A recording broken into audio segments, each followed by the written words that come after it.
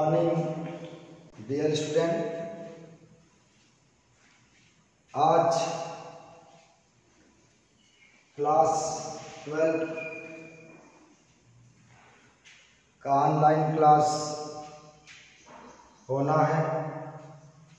पिछले टर्म पर colloidal solution topics मैंने समाप्त किया था और कैटालिसिस मैंने शुरू किया था। तो आज कैटालिसिस जो टॉपिक है उसको मैं आगे प्रोसीड करूंगा। क्लास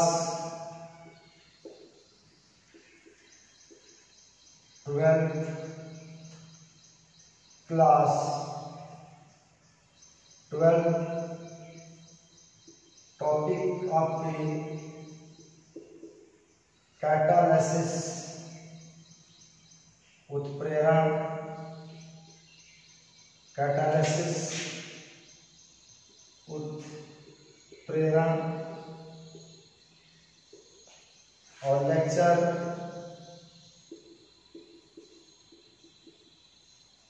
1 इसमें करता हूँ। ओके, पिछले टर्म पर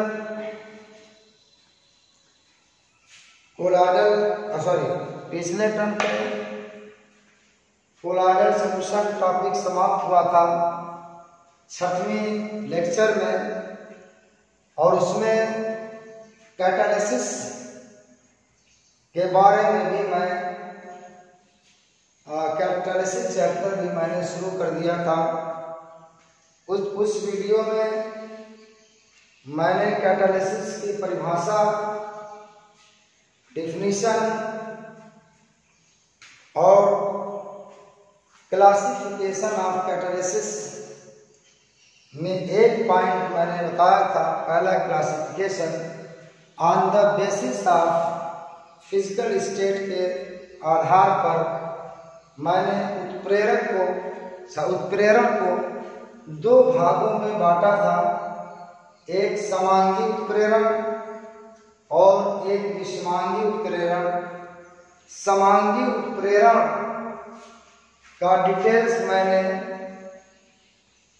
कोलाइडल स्टेट के लेक्चर 6 में मैंने बता दिया था।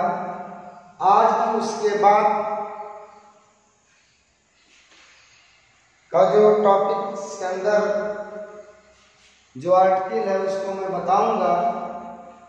तो डियर स्टूडेंट, ये कैटालिसिस टॉपिक कोलाइडल सिस्टम के लेक्चर 6 में शुरू हो गया था। कुछ डिटेल्स उसमें है, उसके बाद की डिटेल्स कैटालिसिस चैप्टर में लेक्चर 1 में होगा। तो लेक्चर 1 कैटालिसिस का चैप्टर है, तो इसको ये मत समझिएगा कि यहीं से कैटालिसिस शुरू हुई है। कैटालिसिस आपकी कोलाइडल सिस्टम के लेक्चर 6 में भी आपका थोड़ा सा शुरुआती पार्ट मैंने दिया था, तो टॉपिक वहां से शुरू हुआ है। ओके, पिछले टर्म पे मैंने समांगी उत्प्रेरण के बारे में बता दिया था। अब आप हेडिंग डालिए दूसरा, विषमांगी उत्प्रेरण। क्या है विषमांगी उत्प्रेरण? विषमांगी उत्प्रेरण, और इसको अंग्रेजी में कहते हैं हेट्रोजीनियस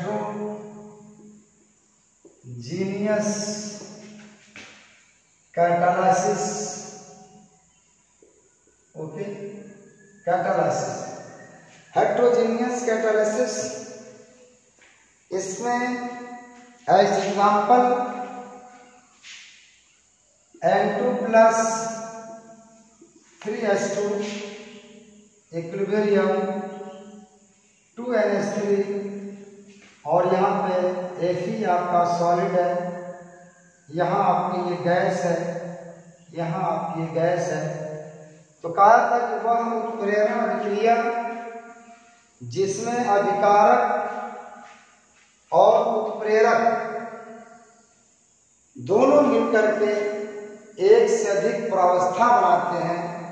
उससे हम क्या कहते हैं, विषमांगी उत्प्रेरण कहते हैं। ये नाइट्रोजन गैस है, हाइड्रोजन गैस है, इसकी प्रावस्था 1 हो गई और यहाँ पे सॉलिड है, इसकी प्रावस्था 1 हो गई, यानी इसमें 1 से अधिक क्या होती है, प्रावस्थाएं होती हैं। या करो कि अभिकारक और उत्प्रेरक अलग अलग भौतिक अवस्था में उपस्थित रहते हैं, तो ऐसी उत्प्रेरण अभिक्रिया को कहा जाता है विषमांगी उत्प्रेरण अभिक्रिया, heterogeneous catalysis. Okay, write down. देखिए कि वह उत्प्रेरण अभिक्रिया जिसमें अभिकारक और उत्प्रेरक की भौतिक अवस्थाएं भिन्न भिन्न होती है, उसे विषमांगी उत्प्रेरण कहते हैं।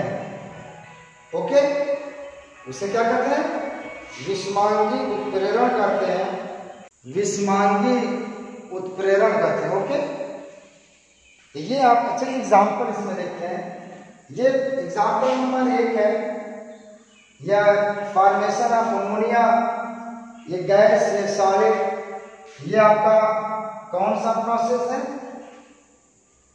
ये हैबर प्रोसेस, अमोनिया का औद्योगिक निर्माण है, हैबर प्रोसेस इसको कहा जाता है, हैबर प्रोसेस द्वारा अमोनिया का निर्माण। ओके, उसके बाद आइए 2SO2 plus O2 equilibrium, NO platinum. ठीक है, यहाँ पे देखिए ये गैस है, यहाँ पे ये गैस है, यहाँ पे ये सॉलिड है। देखिए 1 से अधिक भौतिक प्रावस्थाएं हो गई, यहाँ पे बन गया 2SO3, ये H2SO4 का औद्योगिक निर्माण है, इंडस्ट्रियल प्रिपरेशन ऑफ H2SO4। इसको हम कहते हैं कंटैक्ट मेथड। क्या कहते हैं, कंटैक्ट मेथड। इस विधि को कहा जाता है कंटैक्ट मेथड या संपर्क विधि कहा जाता है। अभी पिछले टर्म पे मैंने होमोजीनियस कैटालिसिस में H2SO4 का एक निर्माण मैंने बताया था, इसी तरह से था। यहाँ पे उत्प्रेरक NO था, वहाँ पे गैस थे, यहाँ पे गैस, यहाँ पे गैस। उस मेथड को कहा जाता है शीश-कक्ष विधि, लेड चैम्बर मेथड का था। ओके, ये 2 एग्जाम्पल हो गए, और एग्जाम्पल में देखता हूं, आइए बिठा दूं। ओके, आइए तीसरा एग्जाम्पल इसका है 4NH3 plus O2 equilibrium, not equilibrium, यहां पे प्लेटिनम और यह आपका 4NO प्लस, चार्ट में हमारा 6H2O, यहाँ पे 10O ऑक्सीजन हो गया, यहाँ पे ये हो गया, और इसको ये नाइट्रिक अम्ल बनाने का औद्योगिक निर्माण है, इसको ऑस्टवाल्ड मेथड कहते हैं। क्या कहते हैं, ऑस्टवाल्ड मेथड। ओके, ऑस्टवाल्ड मेथड, ये क्या है, ओस्टवाल्ड मेथड है। इसके द्वारा नाइट्रिक अम्ल औद्योगिक स्तर पे बनाई जाती है। ओके, अब आइए चौथा मेथड देखते हैं, HCl plus O2, Cl2 plus 2H2O, यहाँ 4 कर दीजिए, 4, ये आपका CuCl2 है। क्यूप्रिक क्लोराइड यहाँ पे कैटलिस्ट है, ये भी आप देखिए सॉलिड, यहाँ पे ये आपका गैस, ये गैस, ये आपका गैस, ये आपका गैस, ये उत्प्रेरक जो तीर के ऊपर लिखा जा रहा था वो कैटलिस्ट है। क्या, वो कैटलिस्ट है बेटा। ये आपका HCl का निर्माण, क्लोरीन का निर्माण है, इसको हम डीकन मेथड कहते हैं। क्या कहते हैं, डीकन मेथड डिकन विधि द्वारा HCl का औद्योगिक निर्माण या औद्योगिक निर्माण इस मेथड द्वारा HCl बनाई जाती है। इस मेथड को कहते हैं डिकन मेथड। लिखिए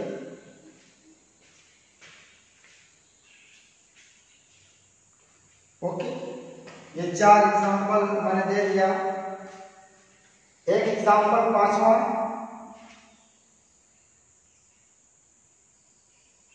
ion plus H2O nickel sulphide solid, ये आपका लिक्विड, ये आपका लिक्विड, ये हो गया फैट। ये आपका हाइड्रोजनेशन ऑफ ऑयल है, यानी सॉरी हाइड्रोजनेशन ऑफ ऑयल है। ऑयल में हाइड्रोजन जुड़ रहा है, इससे ऑयल से फैट बनाता है, तेल से वसा बनाया जाता है। ओके, लिखिए बहुत सारे एग्जाम्पल हैं। एक एग्जाम्पल और देख लीजिए, CH2 double bond CH2 plus H2O nickel की उपस्थिति में 300 डिग्री सेंटीग्रेड पर एल्कीन का हाइड्रोजनेशन होता है। एल्कीन से क्या बन जाएगा? एल्केन बन जाएगा। 2 कार्बन वाला एल्कीन एथिलीन है, 2 कार्बन वाला एल्केन इथेन बन गया। निकेल यहाँ पे कैटलिस्ट है, निकेल यहाँ पे क्या है? कैटलिस्ट है। ये गैस है, ये भी गैस है, ये क्या सॉलिड है। ओके, तो इस तरह से आपने इसमें देखा, डिफरेंट एग्जांपल मैंने दिया आपको विस्मानीय प्रेरण के। ठीक है, ओके। अब आइए एग्जांपल, अगला क्लासिफिकेशन ये भौतिक अवस्था के आधार पर था। अब जो अगला क्लासिफिकेशन है, दूसरा क्लासिफिकेशन ऑन द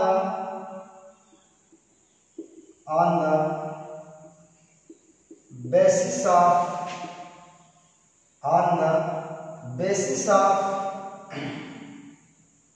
mechanism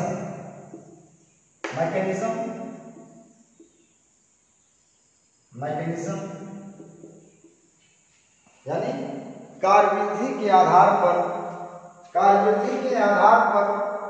आपका उत्प्रेरक भी कई प्रकार होते हैं।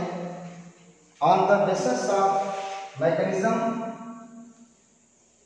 यानी कार्यविधि के आधार पर, इसको हिंदी में क्या कहेंगे?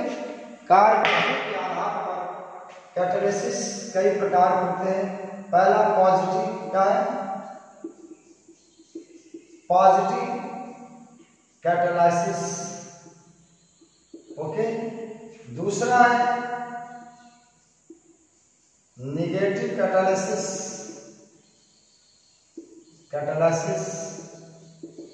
तीसरा है ऑटो कैटालिसिस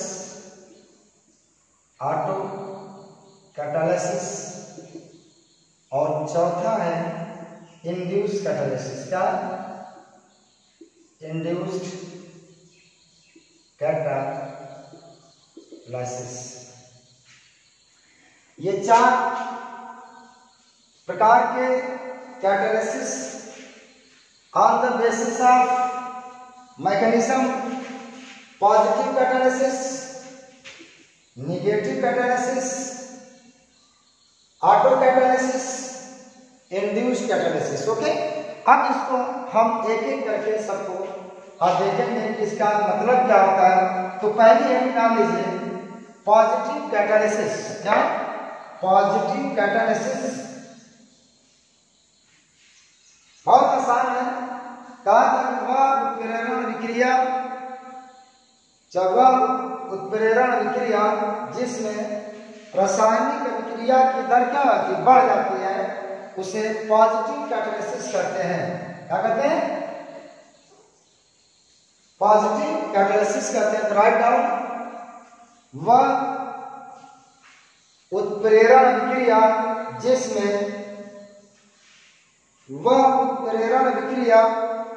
जिसमें रासायनिक अभिक्रिया की दर बढ़ जाती है उसे पॉजिटिव कैटालिसिस कहते हैं। उसे क्या कहते हैं? पॉजिटिव कैटालिसिस कहते हैं या धनात्मक उत्प्रेरण कहते हैं। ओके, इसका एग्जाम्पल जो है और examples of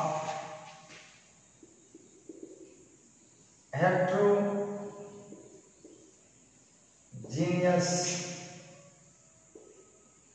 catalysis and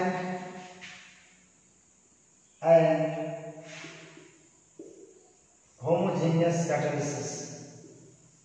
Homogeneous catalysis। तो ये आपका all examples of heterogeneous catalysis and homogeneous catalysis, यानी विषमांगी उत्प्रेरण और समांगी उत्प्रेरण में जितने भी मैंने एग्जाम्पल दिया था वो सब पॉजिटिव कैटालिसिस है। वो सब के सब जो है रासायनिक अभिक्रिया की दर को बढ़ाने का कार्य करते हैं। ओके, लिख लिया आपने। अब दूसरा देखिए निगेटिव कैटालिसिस, ऋणात्मक उत्प्रेरण। निगेटिव कैटालिसिस दूसरा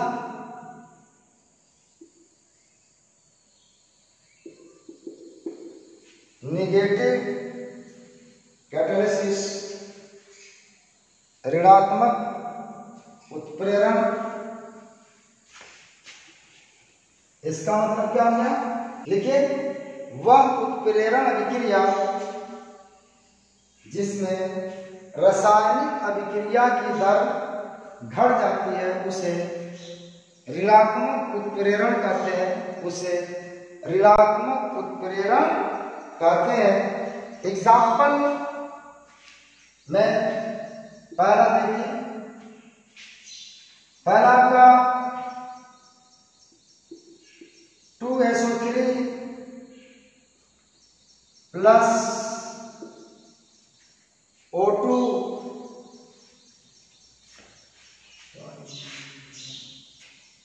ये क्लोरोफॉर्म है। CaCl3 plus O2 2COCl2 plus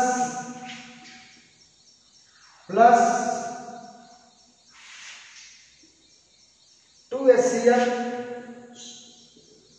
यहां पे जो एथेनॉल है ये ऋणात्मक निगेटिव कैटालिसिस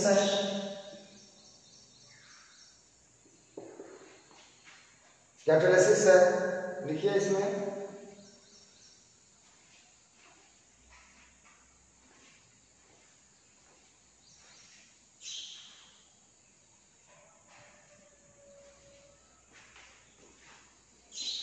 हाँ भाई देखिए 2H2O2 प्लस O2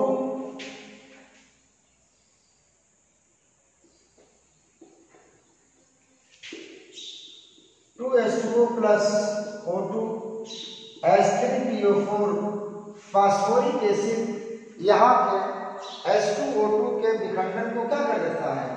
घटा देता है। H2O2 के विखंडन को कम कर देता है। यहाँ पे प्लेटिनम उत्प्रेरक की तरह काम करता है इस क्रिया में, और H3PO4 क्या है? नेगेटिव कैटालिसिस की तरह काम करेगा। तीसरा एग्जांपल ले लीजिए,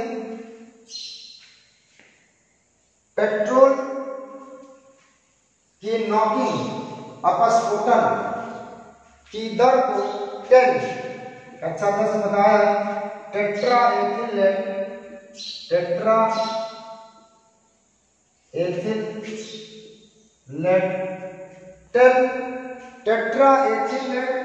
ये क्या पेट्रोल के अपस्फोटन को, यानी जो आवाज निकलती है उसकी आवाज को क्या कर देता है, ये कम कर देता है। जब पेट्रोल इंजन में टूटता है तो आवाज निकलती है, इस आवाज से इंजन पार्ट डैमेज होते हैं, इसलिए इसमें टेल डाल दिया जाता है जो पेट्रोल के अपस्फोटन या नॉकिंग को कम कर देता है। देखिए इसमें लिखिए कि टेल ब्रैकेट में टेट्रा एथिलेट, टेल ब्रैकेट में टेट्रा एथिलेट पेट्रोल के अपस्फोटन को नॉकिंग क्या है, anti knocking, sorry knocking, petrol के अपस्फोटन नॉकिंग को कम कर देता है। टेट्राएथिलेट पेट्रोल के अपस्फोटन को क्या कर देता है, कम कर देता है। तो ये आपके 3 एग्जाम्पल मैंने दिया, इसमें ऋणात्मक उत्प्रेरण में, निगेटिव कैटालिसिस में। ओके, आइए लिख लीजिए आप।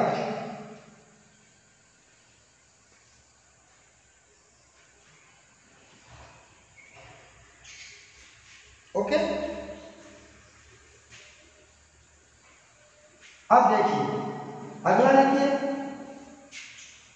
प्रेरित उत्प्रेरण, इसको कहते हैं इंड्यूस कैटालिसिस, इसको कहते हैं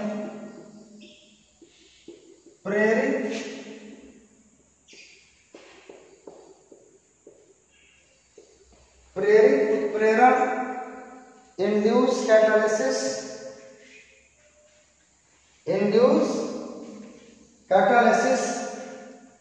प्रेरित उत्प्रेरण, इंड्यूस कैटालिसिस।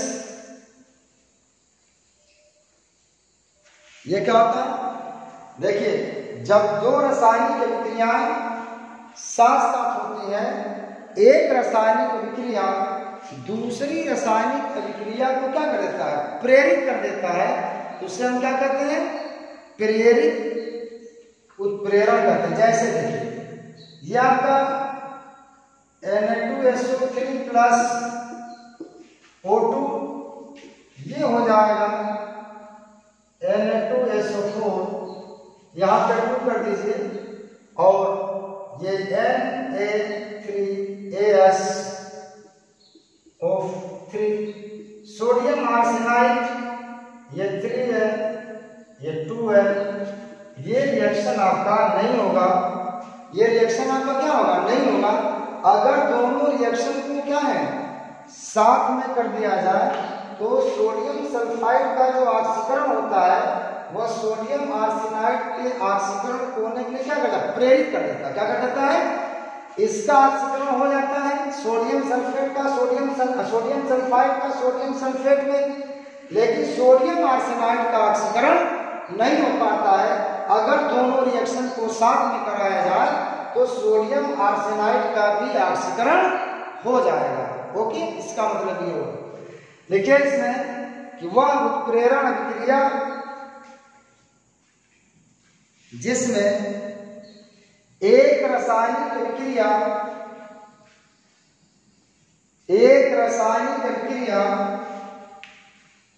दूसरी रासायनिक अभिक्रिया, एक रासायनिक अभिक्रिया दूसरी रासायनिक अभिक्रिया को होने के लिए प्रेरित कर देती है, उसे प्रेरित उत्प्रेरक कहते हैं, उसे प्रेरित उत्प्रेरक कहते हैं।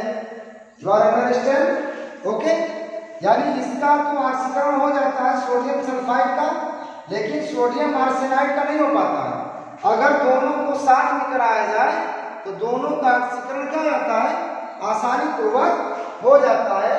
तो एग्जाम्पल लिखिए कि सोडियम आर्सेनाइड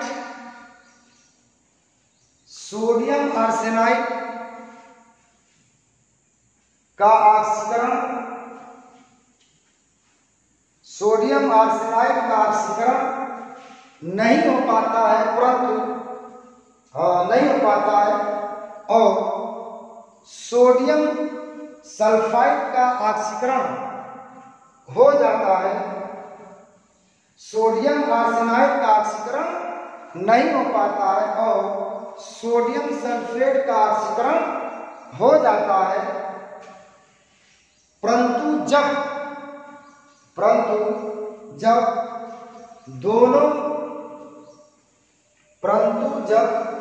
दोनों अभिक्रियाओं को साथ साथ कराया जाता है तो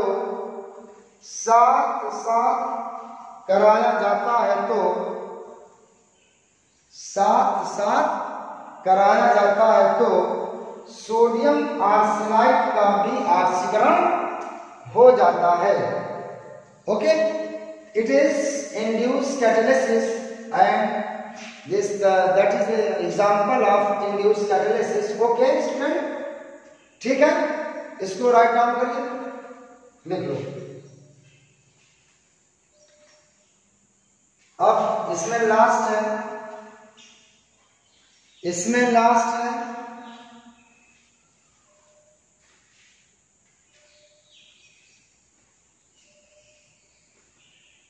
लास्ट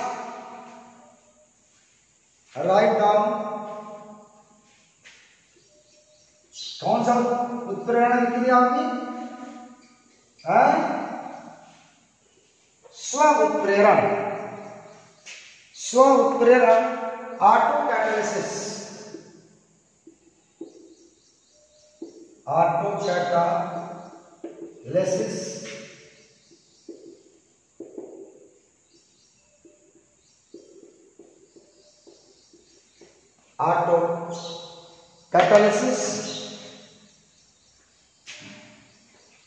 ऑटो कैटालिसिस स्व उत्प्रेरण। देखिए, समझिए इसको पहले।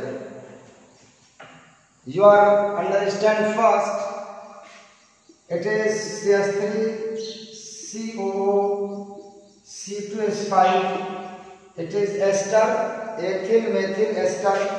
इसकी हाइड्रोलिसिस जल से रिएक्शन ये हो जाएगी CH3COOH प्लस C2H5OH। ये अम्लीय माध्यम में रिएक्शन होता है। तो जो ये एसिटिक एसिड है यह स्वयं जो होता है इस रासायनिक अभिक्रिया को उत्प्रेरित करता है। क्या करता है? यह कैटालिसिस की तरह काम करेगा। यह कैटालिस्ट की तरह काम करेगा। तो कहा जाता है वह रासायनिक उत्प्रेरण अभिक्रिया जिसमें बना उत्पाद स्वयं उत्प्रेरक की तरह कार्य करने लगता है उसे स्व उत्प्रेरण कहते हैं। देखिए कि वह उत्प्रेरण अभिक्रिया जिसमें बना उत्पाद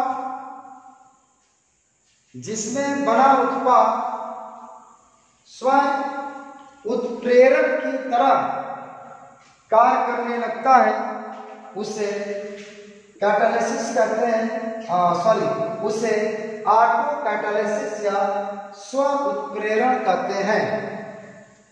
वह रासायनिक अभिक्रिया जब वह उत्प्रेरण अभिक्रिया जिसमें बना उत्पाद स्वयं उत्प्रेरक की तरह कार्य करने लगता है उसे हम क्या कहते हैं?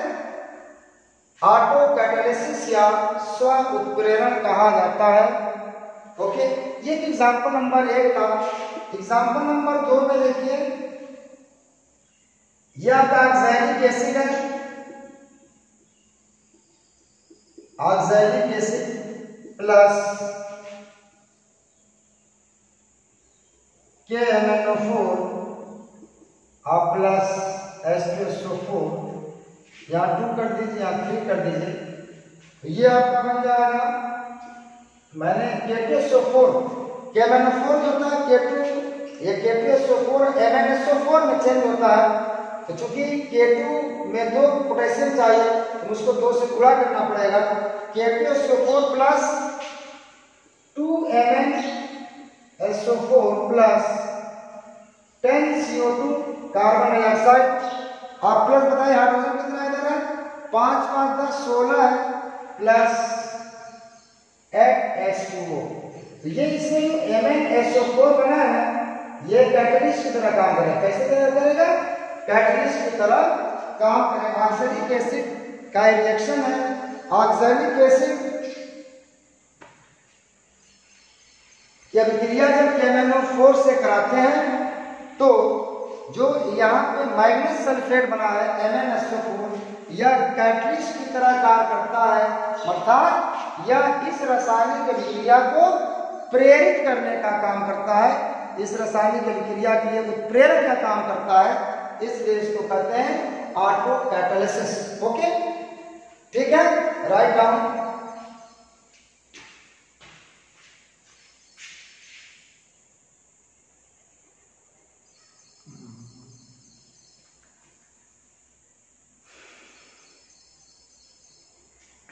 K2SO4 MnSO4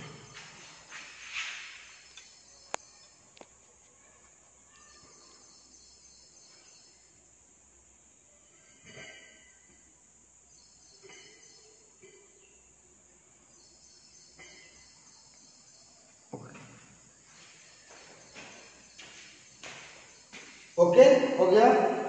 अब आइए, ये आपका क्लासिफिकेशन था on the basis of mechanism, कार्यविधि के आधार पे। It is all about classification of catalysis. अब देखिए, इसमें बड़ा इंपॉर्टेंट और बड़ा आसान टॉपिक है। इसमें आप कांस्टेंट आप रीडिंग पे रहेंगे, कांस्टेंट स्टडी पे रहेंगे, there is no problem. But अगर आप इसमें आप कांस्टेंट अगर स्टडी पे नहीं है तो कॉन्सेप्ट आपका क्लियर नहीं होगा। Dear student, education, high profile की एजुकेशन गॉट करना ये बहुत आसान काम नहीं है, बहुत मुश्किल काम है।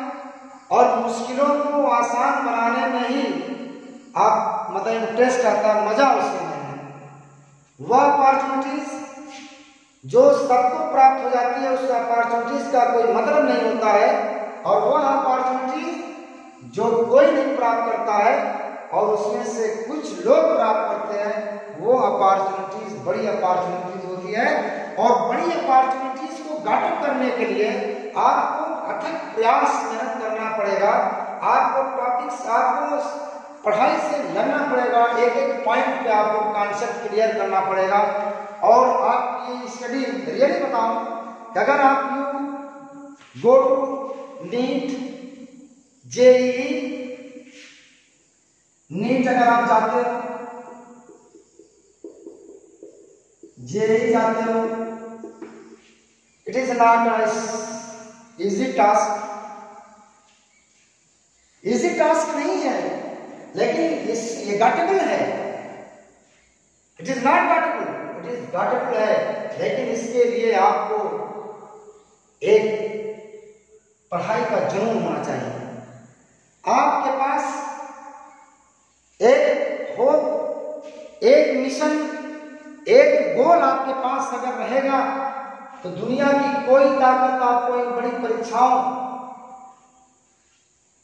को क्वालिफाई करने से कोई रोक नहीं सकता है, और ये करना पड़ेगा।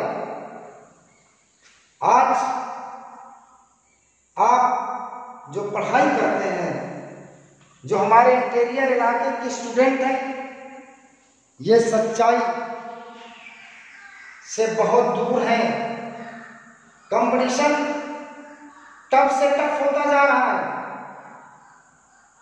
अथक प्रयास, लगन, मेहनत, प्रोग्राम जब हम सेटअप करते हैं कक्षा 9 से, ऐसी ऐसी परीक्षाओं को बीट करने का मौका उन छात्रों को मिलता है जो अपना मिशन कक्षा 9 से शुरू कर देते हैं। यह मिशन अकेले नहीं छेड़ा जा सकता, स्टूडेंट के साथ साथ इसमें गार्जियन का लगना भी बहुत जरूरी है। आप स्टूडेंट, अगर आप अच्छे रास्ते पे जा रहे हैं अगर आप राइट पाथ पे जा रहे हो तो गार्जियन का सहयोग बहुत जरूरी है, और अगर आप गलत रास्ते पे हैं, पढ़ाई पे नहीं है, तो उस वक्त गार्जियन का कोई मतलब नहीं है। गार्जियन कुछ नहीं कर सकता है, लाख प्रयास करने के बाद भी उसका प्रयास असफल होगा। गार्जियन की मेहनत तभी रंग लाती है जब छात्र राइट पाथ पे जाता है, जब छात्र सही कदम चुनता है, उसके अंदर किसी चीज को पाने की चाहत होती है, एक प्रेम से पैदा होता है। तो पढ़ाई बहुत मुश्किल चीज है, आसान चीज नहीं है, लेकिन अगर इसको सीरियसली पढ़ा जाए, अगर इसको इंटरेस्ट क्रिएट करके पढ़ा जाए, तो पढ़ाई इतना आसान भी कोई चीज नहीं है। पढ़ाई से आपको सब कुछ मिलता है, धन दौलत, इज्जत, शोहरत, समाज में रहने का सलीका,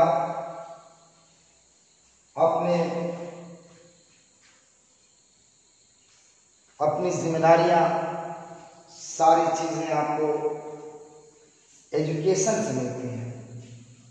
आओ छात्रों, डियर स्टूडेंट, जुड़िए और एक कारवां, एक मिशन बनाया जाए। इस इंटीरियर इलाके के समाज को देश के सर्वोच्च पदों पर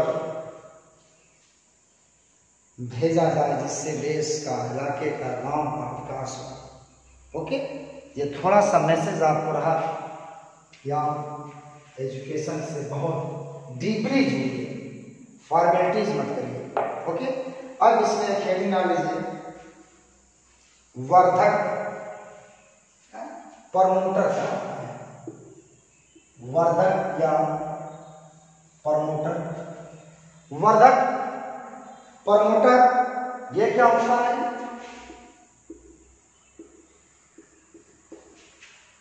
वर्धक का अर्थ है कि वह पदार्थ जो उत्प्रेरक की क्रियाशीलता को बढ़ा देता है, यानी उत्प्रेरक जो काम कर रहा है ना, उत्प्रेरक की क्रियाशीलता को बढ़ा देता है, उसे वर्धक कहते हैं, प्रमोटर कहा जाता है।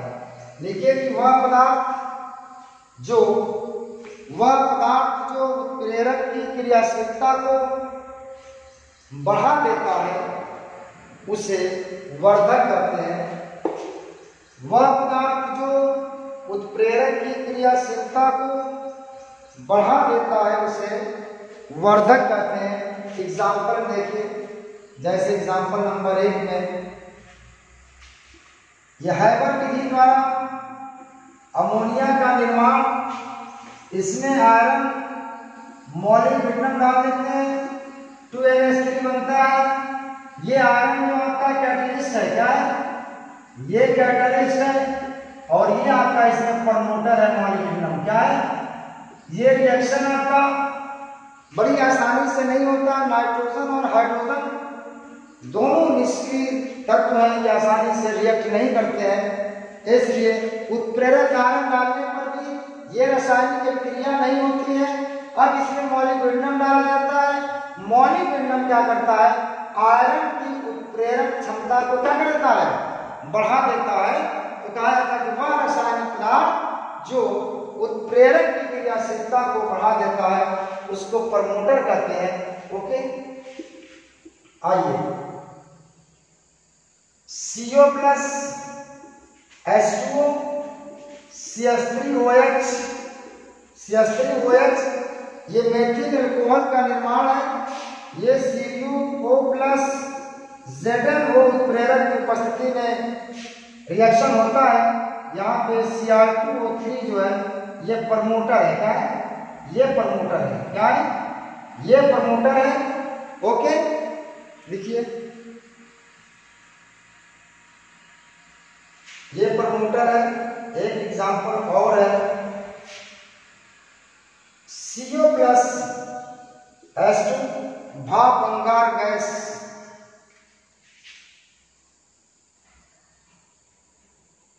द्वारा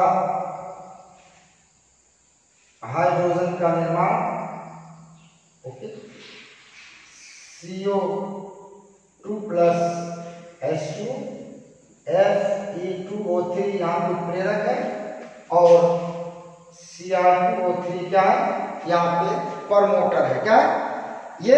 हाइड्रोजन का निर्माण है, Fe2O3 प्रेरक है और Cr2O3 क्या चीज है, यहाँ पे प्रमोटर का काम करता है। ओके ठीक है, लिखिए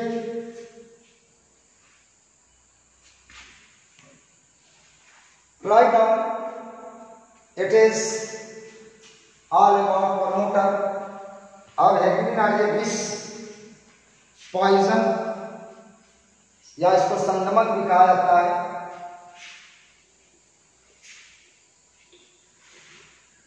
संदमक, आइए देखिए, पॉइजन, पॉइजन, संदमक, क्या संदमक, पॉइजन, विष वह पदार्थ जो उत्प्रेरक की क्रियाशीलता को घटा देता है, वर्धक घटा देता है या समाप्त कर देता है, उसे विष कहते हैं, पॉइजन कहते हैं, या प्रमोटर का जस्ट अपोजिट है। ओके देखिए कि वह रासायनिक पदार्थ जो उत्प्रेरक की क्रियाशीलता को, वह रासायनिक पदार्थ जो उत्प्रेरक की क्रियाशीलता को समाप्त या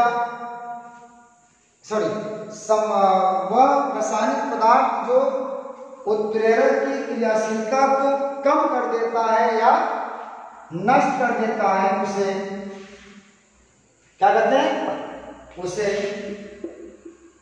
पॉइजन या विष कहते हैं। देखिए एग्जांपल इसका N2 plus H2 3H2 sorry, ये कई बार मैं एग्जांपल लिख चुका हूं। यहाँ पे आयरन क्या चीज है, कैटलिस्ट है, एमओ क्या चीज है कि वर्धक है, H2S क्या चीज है, ये पॉइजन है। क्या है? पॉइजन है। तो यहाँ पे हैबर विधि द्वारा अमोनिया के निर्माण में आयरन क्या चीज है, कैटलिस्ट, एमओ क्या चीज है, प्रमोटर, और H2S क्या है, पॉइजन है। इस रिएक्शन के लिए H2S जो होता है पॉइजन का काम करता है। ठीक है, RO COCl plus H2O RCHO क्या है, RCHO प्लस HCl, ये आपका पीडी की उपस्थिति में रिएक्शन होता है, पैडियम उत्प्रेरक की उपस्थिति में। यहाँ पे बैरियम सल्फेट जो होता है ना, ये बैरियम सल्फेट ये हाइड्रोजनेशन है, ये एसिड हैलाइड है, एसिड हैलाइड का हाइड्रोजनेशन है। प्लेटिनम उत्प्रेरक की उपस्थिति में बनता है एल्डिहाइड, इससे ये पॉइजन है। क्या है? ये बैरियम सल्फेट ये पॉइजन है, क्योंकि ये जो एल्डिहाइड बना है इसका अगेन आपका हाइड्रोजनेशन न हो जाए, अगेन ये हाइड्रोजन से रिएक्शन न कर ले। ये क्या होता है, इस रिएक्शन में अगर बैरियम सल्फेट ना हो, एल्डिहाइड हाइड्रोजन से रिएक्शन करके एल्कोहल में चेंज हो जाता है। किसमें चेंज हो जाता है? RCH2OH में चेंज हो जाता है।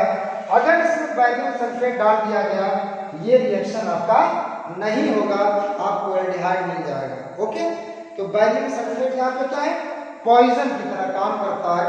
देखिए इसमें, देखिए example number 1, example number 2। Okay, rough कर दूं। चलिए अब आइए अगले एग्जाम्पल नंबर 3 में देखिए, बड़ा इंपॉर्टेंट है। 2SO3 प्लस O2, यहाँ पे प्लेटिनम या वेनेडियम पेंटाऑक्साइड को दोनों उत्प्रेरक का काम करते हैं। ये आपका 2SO3 बन जाता है। क्या बन जाता है? 2SO3 बन जाता है। और ये आपका पता है, ये आपका lead chamber method contact method है। कांटेक्ट मेथड द्वारा कांटेक्ट मेथड द्वारा एस्टोसोफोर का निर्माण इंडस्ट्रियल औद्योगिक स्तर पर। इसमें देखिए, अगर आपका आर्सेनिक का ऑक्साइड आर्सेनिक का सल्फाइड ऑक्साइड, आर्सेनिक ऑक्साइड अगर इसमें आ गया, यह प्लेटिनम की उत्प्रेरक क्षमता को क्या कर देगा, नष्ट कर देगा। इस रिएक्शन के लिए ये पॉइजन है, इस रिएक्शन के लिए क्या है, ये पॉइजन का काम करता है। आर्सेनिक ऑक्साइड ये आपका प्लेटिनम के लिए उत्प्रेरक का पॉइजन का काम करता है। इसकी उत्प्रेरक क्षमता को क्या करता है, नष्ट कर देता है। ओके, ये तीसरा एग्जांपल हो गया।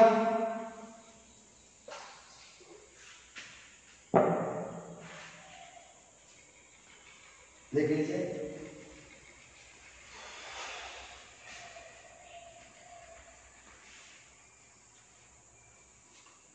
एग्जाम्पल बहुत सारे हो सकते हैं और सारे हो सकते हैं।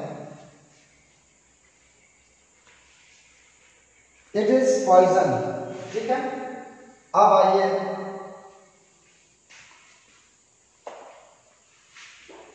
अब हेडिंग डाल दीजिए, property of catalyst, properties of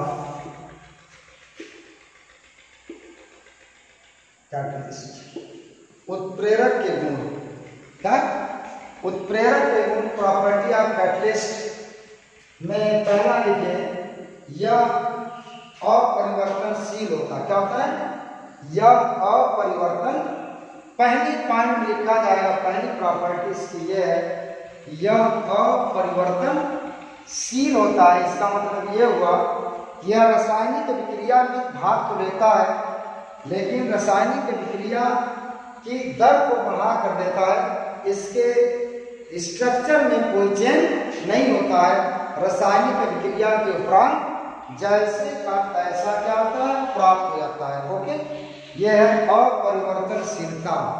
क्या, रासायनिक विक्रिया के समय उत्प्रेरक में क्या होता है, कोई परिवर्तन नहीं होता है, उसकी कोई परिवर्तन इसमें नहीं होता है। ओके, अब देखिए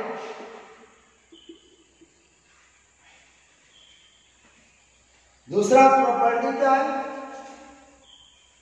सूक्ष्म मात्रा, उत्प्रेरक की सूक्ष्म मात्रा रासायनिक विक्रिया के लिए आवश्यक होती है।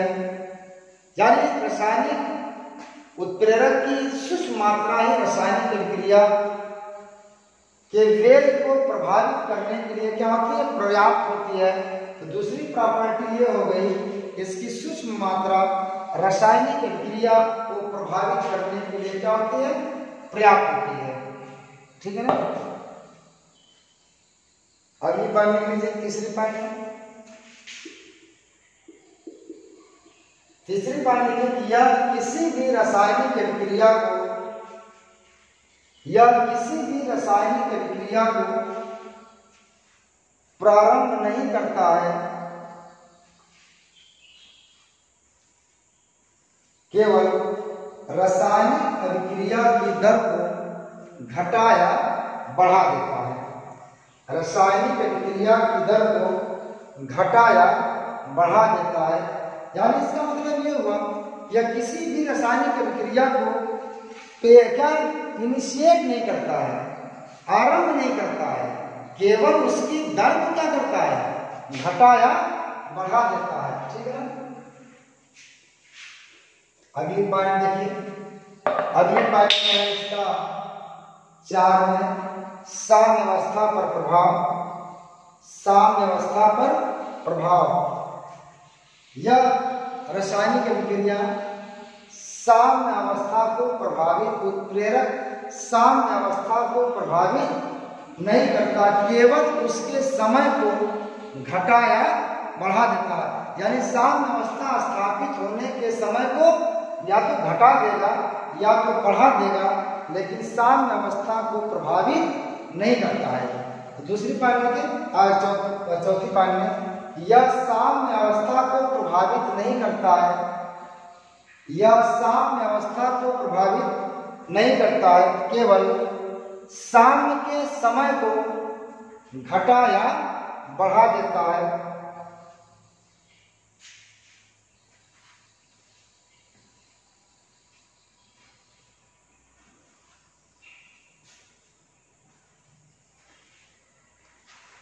पांचवी पॉइंट लिखिए। पांचवी पॉइंट में संकीर्ण ऊर्जा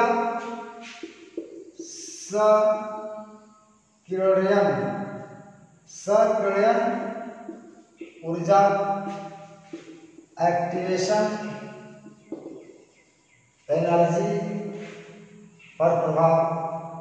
एक्टिवेशन एनर्जी पर प्रभाव, यह संकीर्ण ऊर्जा के मान को घटा देता है जिससे रासायनिक विक्रिया आसानी पूर्वक हो जाती है। सक्रियण ऊर्जा का क्या होता है? सक्रियण ऊर्जा देखिए, किसी अणु के पास एक न्यूनतम ऊर्जा होती है जिसे गहरी ऊर्जा कहते हैं, जो रासायनिक विक्रिया के लिए आवश्यक होती है। समझिए, या एक रासायनिक, जैसे मान लीजिए कोई एक रासायनिक पदार्थ है, इस रासायनिक पदार्थ को रासायनिक विक्रिया में भाग लेने के लिए एक न्यूनतम ऊर्जा इसके पास होनी चाहिए, जिसको हम कहते हैं थ्रेशोल्ड एनर्जी। क्या कहते हैं? थ्रेशोल्ड एनर्जी कहते हैं।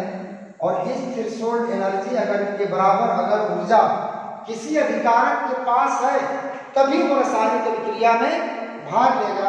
अगर थ्रेशोल्ड एनर्जी से कम एनर्जी है तो उस थ्रेशोल्ड एनर्जी के बराबर उसको बाहर से जो ऊर्जा दी जाती है उसी को हम कहते हैं संकीर्ण ऊर्जा कहा जाता है। तो कहा जाता है संकीर्ण ऊर्जा जितना कम होगा, इसका मतलब थ्रेशोल्ड एनर्जी के लेवल के बराबर एनर्जी के करीब उस अणु के पास है, वो रासायनिक विक्रिया में भाग ले लेगा। समझिए, किसी भी रासायनिक विक्रिया, किसी भी रासायनिक पदार्थ को अभिक्रिया करने के लिए एक आवश्यक ऊर्जा की आवश्यकता पड़ती है, जिसे थ्रेशोल्ड एनर्जी कहते हैं। अगर किसी अणु के पास इस ऊर्जा के बराबर अगर ऊर्जा है तब तो वो रासायनिक विक्रिया में भाग ले लेगा। अगर वो एनर्जी कम है थ्रेशोल्ड एनर्जी से तो वह रासायनिक विक्रिया में भाग नहीं लेगा, उसको आपको बाहर से ऊर्जा देनी पड़ेगी। उसी दी गई ऊर्जा को सक्रियण ऊर्जा या एक्टिवेशन एनर्जी कहा जाता है। कहा था कि वह आवश्यक ऊर्जा जो किसी अणु को दी गई, वह आवश्यक ऊर्जा जिसके ऊर्जा स्तर को थ्रेशोल्ड ऊर्जा के बराबर ले जाने के लिए पर्याप्त होती है, उसे एक्टिवेशन एनर्जी कहते हैं। अगर एक्टिवेशन एनर्जी कम होगी, इसका मतलब यह हुआ कि उस अणु के पास थ्रेशोल्ड ऊर्जा के करीब करीब की ऊर्जा है। जब अगर एक्टिवेशन एनर्जी ज्यादा लगानी पड़ रही है, ऊर्जा आपको ज्यादा देनी पड़ रही है, इसका मतलब यह हुआ कि थ्रेशोल्ड एनर्जी से ऊर्जा उस अणु के पास बहुत कम है, उसकी संकीर्ण ऊर्जा क्या होगी? ज्यादा होगी। तो ये जो प्रेरक होते हैं या रासायनिक पदार्थ के संकीर्ण ऊर्जा के मान को घटा देते हैं। यानी अगर मान लीजिए किस प्रेरक की अनुपस्थिति में किसी को 5 जूल एक्टिवेशन एनर्जी देनी पड़ रही है, अगर कैटलिस्ट डाल दिया जाए तो 5 जूल की जगह उसको अब 2 ही जूल ऊर्जा देनी पड़ेगी, जिसके कारण वह अणु रासायनिक विक्रिया में भाग लेने के लिए क्या आता है? फिट हो जाता है। तो उत्प्रेरक क्या करता है? यह संकीर्ण ऊर्जा के मान को घटा देता है। देखिए इसमें कि यह संकीर्ण ऊर्जा के मान को घटा देता है, जिससे रासायनिक विक्रिया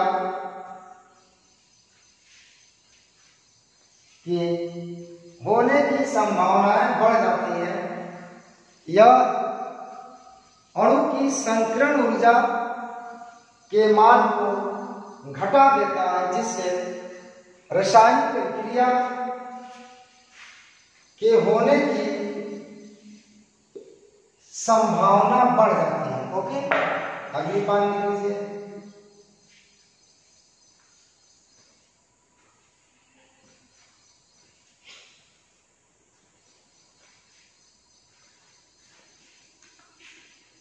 संकीर्ण अगला जो छठवीं प्रॉपर्टी इसकी है, छठवीं प्रॉपर्टी बच्चा इसकी ये है कि छठवीं प्रॉपर्टी, हाँ, विशिष्टता का विशिष्टता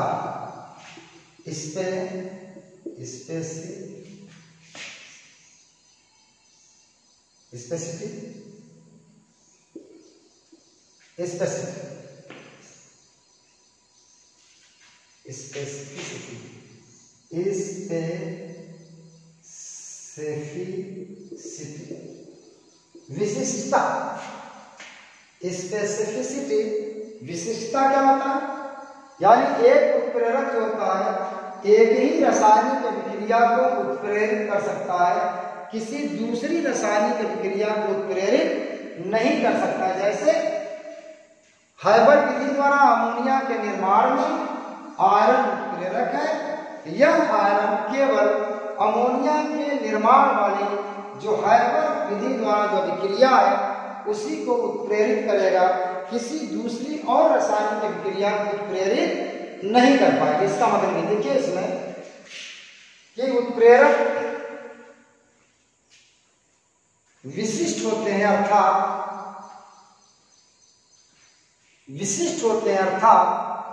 यह केवल एक ही प्रकार की रासायनिक अभिक्रिया को उत्प्रेरित कर सकते हैं,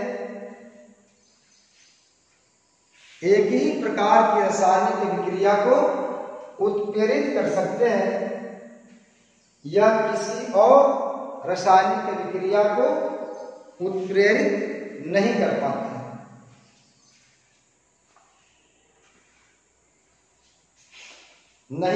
हैं। ओके, अब देखिए इसमें अभिक्रिया ऊष्मा पर प्रभाव,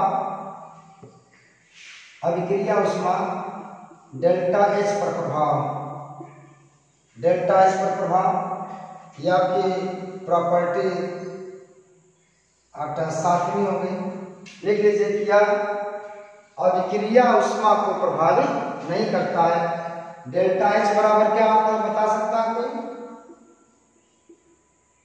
HP माइनस HR।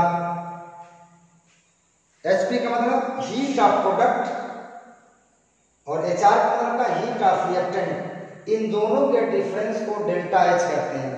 यानी इसका मतलब ये हुआ कि जो उत्प्रेरक होते हैं वह अभिकारक और उत्पाद की ऊर्जाओं को प्रभावित नहीं करते हैं। ठीक है, तो डेल्टा एच का समान आएगा जब इसमें कोई चेंज नहीं आएगा। HP क्या चीज है? हीट ऑफ प्रोडक्ट, उत्पाद की ऊष्मा। HR क्या चीज है? रिएक्टेंट, अभिकारक ऊष्मा। इन दोनों का जो डिफरेंस होता है वो डेल्टा एच होता है। इस पर अभिकारक का प्रभाव नहीं पड़ता है। ओके, लिख लीजिए।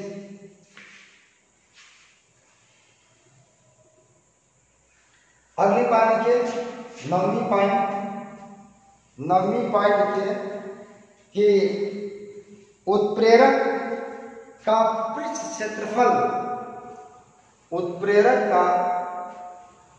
क्षेत्रफल अधिक होता है, जिसके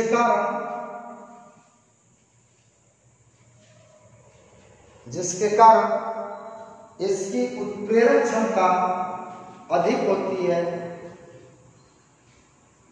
देखो ये जो आपका उत्प्रेरक होता है ना, ये अभिकारक के अणुओं पर अधिशोषित होता है। क्या होता है? अधिशोषित होता है। तो अगर उत्प्रेरक का पृष्ठ क्षेत्रफल ज्यादा होगा, उससे ज्यादा अणु क्या होंगे? अटैच उससे होंगे। और जब ज्यादा अणु अटैच होंगे तो रिएक्शन में भाग लेने वाले अणुओं की संख्या क्या होगी? ज्यादा होगी, जिससे रासायनिक अभिक्रिया आपकी आसानी से होगी। तो उत्प्रेरक का पृष्ठ क्षेत्रफल अधिक होता है, जिसके कारण यह रासायनिक अभिक्रिया इससे क्या होती है? आसानी से होती है। अगली बात लिखिए कि बारीक पीसे हुए उत्प्रेरक की उत्प्रेरक क्षमता अधिक होती है। बारीक पीसे हुए उत्प्रेरक की उत्प्रेरण क्षमता अधिक होती। जैसे मानिए कि ये आपका उत्प्रेरक हुई है, इसको आपने बारीक पीस दिया, क्या है बारीक आपने पीस दिया इस तरह से, बहुत सारे पार्टिकल इसके बन जाएंगे।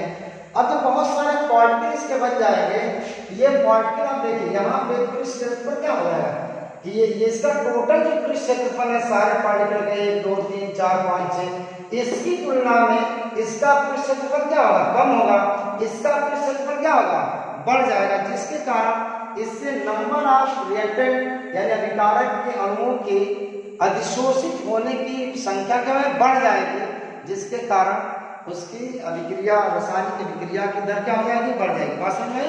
जैसे ये मैंने कहा कि एक कैटलिस्ट है, ये बड़े पार्टिकल है, इसका पृष्ठ क्षेत्रफल जो है इनकी तुलना में, इन टोटल की तुलना में 1 2 3 4 5 6 अणु ना, ये 6 अणुओं की पृष्ठ क्षेत्रफल की तुलना में इसका पृष्ठ क्षेत्रफल कम होगा, इनका पृष्ठ क्षेत्रफल ज्यादा होगा। जब इनका पृष्ठ क्षेत्रफल ज्यादा होगा, यह अधिक से अधिक अभिकारक के अणुओं से अधिशोषित होगा। जितना ज्यादा अधिशोषण होगा उतने ही ज्यादा क्या होगी, रासायनिक अभिक्रिया की होने की संभावना ज्यादा होगी। ओके, तो ये इट इज ऑल अबाउट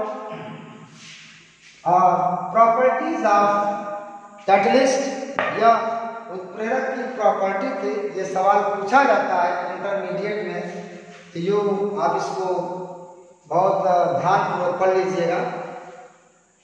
अब देखिए जो उत्प्रेरक का लास्ट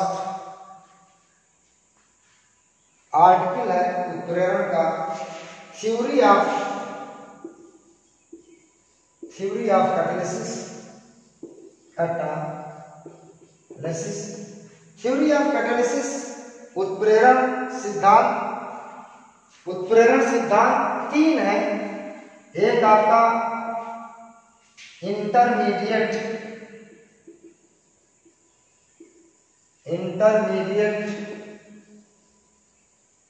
कंपाउंड थ्योरी, ओके। दूसरा है adsorption,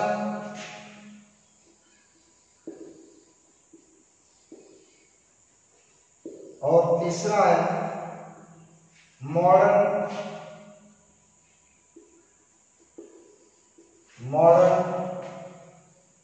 adsorption, modern adsorption theory. Modern adsorption theory आधुनिक अधिशोषण सिद्धांत, माध्यमिक यौगिक सिद्धांत, अधिशोषक सिद्धांत, मॉडर्न अधिशोषण सिद्धांत, ये 3 थ्योरियां। इन तीनों थ्योरियों को मैं अगले लेक्चर में कवर करूंगा, और मैं समझता हूँ कि थोड़ा कुछ बच जाएगा इसमें एक टॉपिक आर्टिकल एंजाइम है, तो थोड़ा कुछ से बच जाएगा। उसके बाद फिर ये टॉपिक आपका फिनिश हो जाएगा। सरफेस रसायन में 3 टॉपिक पढ़ने थे। एक कोलॉइडल स्टेट पढ़ना था, आपने पढ़ लिया। उत्प्रेरण पढ़ना था, उत्प्रेरण का आधा से ज्यादा आपने पढ़ लिया, 1-1.5 लेक्चर और लगना है। उसके बाद जो लास्ट टॉपिक आपका पृष्ठ रसायन का, सरफेस केमिस्ट्री का होगा, अधिशोषण होगा। Okay, it is all about today. तो मैं उम्मीद करता हूँ कि सभी छात्र लगन और निष्ठा के साथ ऑनलाइन क्लास का एंजॉय कर रहे होंगे। आपका परफॉर्मेंस पता चलता है व्यूअर्स की संख्या देख करके। शुरू में जो जोश आपने दिखाया था, वो जोश कहीं आपका कम पड़ता हुआ दिखाई दे रहा है। तो आप अपना टाइम वेस्ट ना करें, वीडियो को शेयर, लाइक और कमेंट करना ना भूलें, सब्सक्राइब करना ना भूलें। और बार बार मैं हर वीडियो में इस चीज़ को आप कहता हूँ कि आपके कॉलेज, आपके टीचर्स के प्रोत्साहन के लिए ये बहुत ज़रूरी है। इससे टीचर्स को कॉन्फिडेंस मिलता है कि वीडियो मेरी देखी जा रही है, बच्चे लगे हुए हैं, इसलिए उसको और इंटरेस्ट से पढ़ाया जाए। अगर व्यूअर्स कमेंट्स, लाइक और सब्सक्राइब अगर लेक्चर्स को नहीं मिलते हैं तो वो कॉन्फिडेंस उसका लूज होता है, इंटरेस्ट कम होता है। तो सभी स्टूडेंट से ये मेरा कहना है कि वीडियो को लाइक, सब्सक्राइब, कमेंट्स करना ना भूलें। बहुत बहुत धन्यवाद। Thank you.